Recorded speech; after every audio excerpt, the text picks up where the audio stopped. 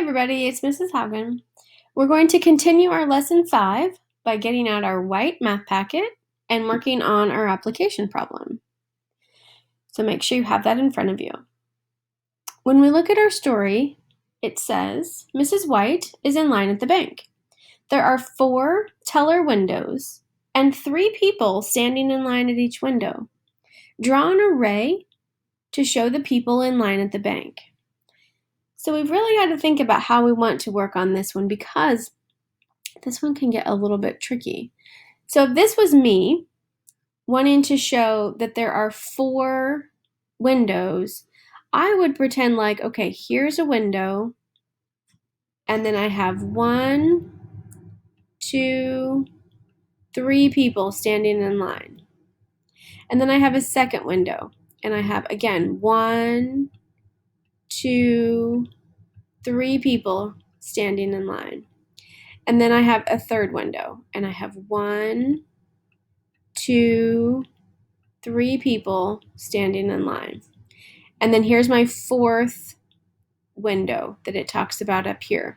So again, I will draw 3 people standing in line. Now I'm going to erase these right here because these aren't part of the people in line. These are just my windows here. So I have 4 teller windows, right, that you can walk up to. 1, 2, 3, 4 windows, and each window has 3 people standing in line. So that is my array. When I look down here at B, it says, write the total number of people. Well, I can see that my number that's repeating are those 3 people standing in line. So I have 3 plus 3. Go ahead and write yours down. Plus 3 plus 3. And when I do some combining, I know that these 3 equal 6, and these equal 6, and 6 plus 6 is 12.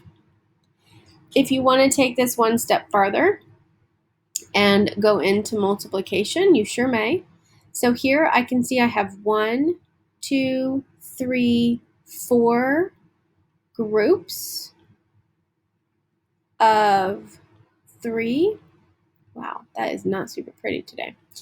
And I can tell that when I do 4 groups of 3, I will turn that into the multiplication. 4 times 3, and I still have my total of 12.